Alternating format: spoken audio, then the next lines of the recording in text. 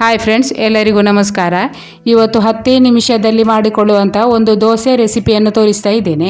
ಇಲ್ಲಿ ಅಕ್ಕಿ ಹಿಟ್ಟನ್ನು ತಗೊಂಡಿದ್ದೇನೆ ನೋಡಿ. ಸುಲಭದಲ್ಲಿ 10 ನಿಮಿಷದೊಳಗೆ ನೀವು ಈ ದೋಸೆಯನ್ನು ಮಾಡಿಕೊಳ್ಬೋದು. ಇಲ್ಲಿ 4 ಜನರಿಗಾಗುವಷ್ಟು ನಾನು ದೋಸೆ ಮಾಡ್ತಾ ಇದ್ದೇನೆ. ಒಂದು ಪಾತ್ರೆಯಲ್ಲಿ 2 ಕಪ್ ಆಗುವಷ್ಟು ಅಕ್ಕಿ ಹಿಟ್ಟನ್ನು ಹಾಕ್ಕೊಳ್ತಾ ಇದ್ದೇನೆ. ಹಾಗೆ ಅದಕ್ಕೆ ರುಚಿಗೆ ತಕ್ಕಷ್ಟು ಉಪ್ಪನ್ನು ಹಾಕ್ಕೊಳ್ಬೇಕು. ವಿಡಿಯೋ ಇಷ್ಟ ಆದರೆ ಒಂದು ಲೈಕ್ ಮಾಡಿ. ಚಾನೆಲನ್ನು ಸಬ್ಸ್ಕ್ರೈಬ್ ಮಾಡದೇ ಇರುವವರಿದ್ದರೆ ದಯವಿಟ್ಟು ಸಬ್ಸ್ಕ್ರೈಬ್ ಮಾಡಿ. ಈಗ ಇದಕ್ಕೆ ರುಚಿಗೆ ತಕ್ಕಷ್ಟು ಉಪ್ಪನ್ನು ಹಾಕ್ಕೊಂಡು ನೀರು ಹಾಕಿ ಚೆನ್ನಾಗಿ ಗಂಟಿಲ್ಲದ ಥರ ಕಲಸಿಕೊಳ್ಬೇಕು. ಈ ಹಿಟ್ಟು ನೋಡಿ, ನೀರು ದೋಸೆಯ ಹಿಟ್ಟಿನ ಥರ ಇರಬೇಕು. ಆ ಥರ ತೆಳ್ಳಗೆ ನೀವು ಕಲಸಿಕೊಳ್ಬೇಕು. ನಾನಿಲ್ಲಿ 2 ಕಪ್ ಅಕ್ಕಿ ಹಿಟ್ಟನ್ನು ಹಾಕ್ಕೊಂಡು ಹಾಗೆ 2 ಕಪ್ ನೀರು ಹಾಕಿ ಇದನ್ನು ಕಲಸಿಕೊಳ್ತಾ ಇದ್ದೇನೆ ನೋಡಿ. ಈಗ ನಾನು ಇದನ್ನು ಗಂಟಿಲ್ಲದ ಹಾಗೆ ಚೆನ್ನಾಗಿ ಮಿಕ್ಸ್ ಮಾಡಿಕೊಂಡಿದ್ದೇನೆ. ಈಗ ಒಲೆ ಮೇಲೆ ಒಂದು ಸೌಟನ್ನು ಇಟ್ಟಿದ್ದೇನೆ ನೋಡಿ. ಅದರಲ್ಲಿ 2 ಚಮಚ ಆಗುವಷ್ಟು ತೆಂಗಿನ ಎಣ್ಣೆಯನ್ನು ಹಾಕಿದ್ದೇನೆ. ಎಣ್ಣೆ ಯಾವುದು ಬೇಕಿದ್ರೂ ಹಾಕ್ಕೊಳ್ಬೋದು. ಹಾಗೆ 1 ಚಮಚ ಸಾಸಿವೆಯನ್ನು ಹಾಕ್ಕೊಳ್ಬೇಕು.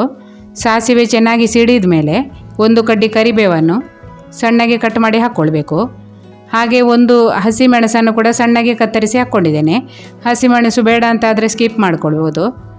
ಹಾಗೆ 1 ಈರುಳ್ಳಿಯನ್ನು ಸಣ್ಣಗೆ ಕಟ್ ಮಾಡಿ ಹಾಕ್ಕೊಂಡಿದ್ದೇನೆ. ಈಗ ಈರುಳ್ಳಿಯನ್ನು ಸ್ವಲ್ಪ ಮೆತ್ತಗಾಗುವ ತನಕ ಹುರಿದುಕೊಳ್ಬೇಕು ನೋಡಿ. ಈಗ ಈರುಳ್ಳಿ ಚೆನ್ನಾಗಿ ಮೆತ್ತಗಾಗಿದೆ. ಈಗ ಈ ಒಗ್ಗರಣೆಯನ್ನು ಹಿಟ್ಟಿಗೆ ಹಾಕ್ಕೊಳ್ಬೇಕು.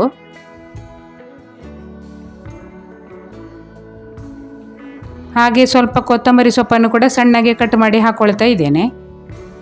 ಈಗ ಇದನ್ನು ಚೆನ್ನಾಗಿ ಮಿಕ್ಸ್ ಮಾಡಿ ದೋಸೆ ಮಾಡಬೇಕು. ಇದನ್ನೆಲ್ಲ ಇಡುವ ಅಗತ್ಯ ಇಲ್ಲ ನೋಡಿ. ಕಲಸಿದ ತಕ್ಷಣ ನೀವು ಈ ದೋಸೆಯನ್ನು ಮಾಡಿಕೊಳ್ಬೋದು. ಹಿಟ್ಟಿನ ಹದ ನೋಡಿ, ನೀರು ದೋಸೆ ಹಿಟ್ಟಿನ ಥರನೇ ಇದೆ. ಬೆಳಗಿನ ಅವಸರಕ್ಕೆ ನಿಮಗೆ 10 ನಿಮಿಷದಲ್ಲಿ ಈ ದೋಸೆಯನ್ನು ರೆಡಿ ಮಾಡಿಕೊಳ್ಬೋದು ನೋಡಿ. ಈಗ ಒಲೆ ಮೇಲೆ ಕಾವಲಿ ಇಟ್ಟಿದ್ದೇನೆ. ಅದನ್ನು ಚೆನ್ನಾಗಿ ಬಿಸಿ ಮಾಡಿಕೊಂಡಿದ್ದೇನೆ. ಎಣ್ಣೆಯನ್ನು ಹಚ್ಚಿಕೊಳ್ತಾ ಇದ್ದೇನೆ. ಈಗ ಹಿಟ್ಟನ್ನು ಹಾಕಿ ಒಂದು ಮುಚ್ಚಳ ಮುಚ್ಚಿಟ್ಟು ಸಣ್ಣ ಉರಿಯಲ್ಲಿ ಬೇಯಿಸಿಕೊಳ್ಬೇಕು.